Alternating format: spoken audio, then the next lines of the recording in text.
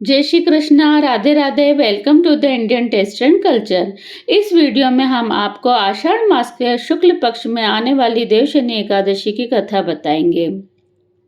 अगर आपको यह वीडियो पसंद आए तो वीडियो को लाइक कीजिए, शेयर कीजिए और चैनल को सब्सक्राइब कीजिए। पहले हम जानते हैं देवशनी एकादशी का महत्व। ब्रह्म वैवर्त पुराण में देवशनी एकादशी के विशेष महात्म्य का वर्णन किया गया है। इस व्रत से प्राणी की समस्त मनोकामना पूर्ण होती है। ये एकादशी आषाढ़ मास के शुक्ल पक्ष की एकादशी, जिसे योगिनी एकादशी कहते हैं, उसके बाद में आती है। आषाढ़ मास के शुक्ल पक्ष की एकादशी को देवशनी एकादशी कहते हैं। इस एकादशी में चतुर्मास का आरंभ होता है। इस अवधि में कोई भी शुभ कार्य नहीं होते हैं, जैसे विवाह आदि नहीं होते हैं। मान्यता है कि इस दिन से भगवान श्री हरि विष्णु क्षीर सागर में शयन करते हैं और फिर 4 माह बाद उन्हें उठाया जाता है। उस दिन को देव उठनी एकादशी के नाम से जाना जाता है। इस बीच के अंतराल को चतुर्मास कहा जाता है।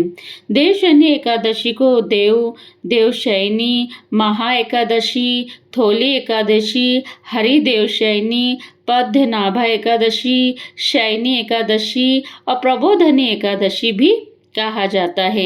देवशनी एकादशी की व्रत कथा। धर्मराज युधिष्ठिर ने कहा, हे माधव, हे केशव, आषाढ़ शुक्ल एकादशी का क्या नाम है? इस व्रत के करने की विधि क्या है? किस देवता का पूजन किया जाता है? श्री कृष्ण कहने लगे कि हे युधिष्ठिर, जिस कथा को ब्रह्मा जी ने नारद जी से कहा था वही मैं तुमसे कहता हूँ। एक बार देव ऋषि नारद जी ने ब्रह्मा जी से इस एकादशी के विषय में जानने की उत्सुकता प्रकट की। तब ब्रह्मा जी ने उन्हें बताया, सतयुग में मानधाता नामक एक चक्रवर्ती सम्राट राज्य करते थे। उनके राज्य में प्रजा बहुत सुखी थी, किंतु भविष्य में क्या हो जाए यह कौन जानता है। अतः वे भी इस बात से अनभिज्ञ थे कि उनके राज्य में शीघ्र ही भयंकर अकाल पड़ने वाला है। उनके राज्य में पूरे 3 वर्ष तक वर्षा न होने के कारण भयंकर अकाल पड़ा। इस अकाल से चारों ओर त्राही त्राही मच गई। धर्म पक्ष के यज्ञ, हवन, पिंडदान, कथाव्रत आदि में कमी हो गई। जब मुसीबत पड़ी हो तो धार्मिक कार्य में प्राणी की रुचि कहाँ रह जाती है। प्रजा ने राजा के पास जाकर अपनी वेदना की दुहाई दी। राजा तो इस स्थिति को लेकर पहले से ही दुखी थे। वे सोचने लगे कि आखिर मैंने ऐसा कौन सा पाप कर्म किया है जिसका दंड मुझे इस रूप में मिल रहा है। फिर इस कष्ट से मुक्ति पाने का कोई साधन करने के उद्देश्य से राजा सेना को लेकर जंगल की ओर चल दिए। वहां विचरण करते करते एक दिन वे ब्रह्मा जी के पुत्र अंगिरा ऋषि के आश्रम में पहुंचे और उन्हें प्रणाम किया। ऋषिवर ने कुशल क्षेम पूछा। फिर जंगल में विचरने व अपने आश्रम में आने का राजा से प्रयोजन जानना चाहा।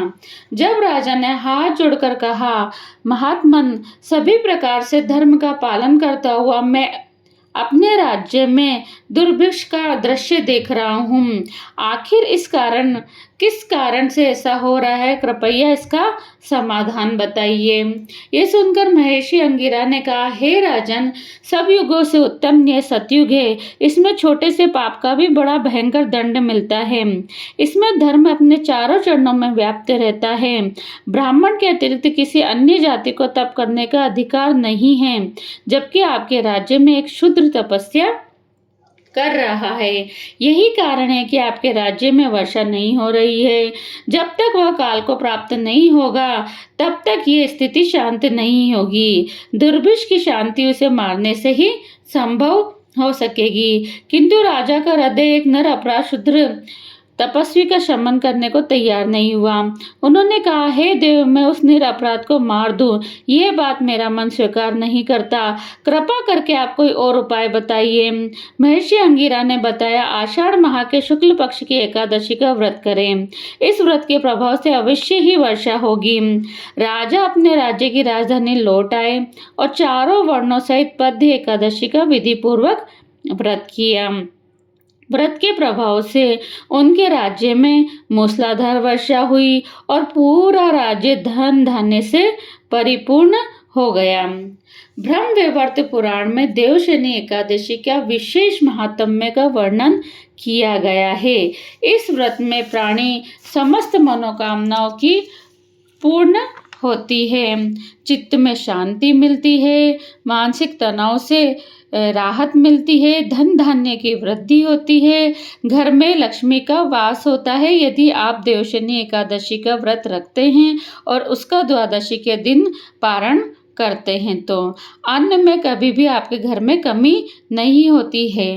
राधे राधे, जय श्री कृष्णा, जय श्री राम।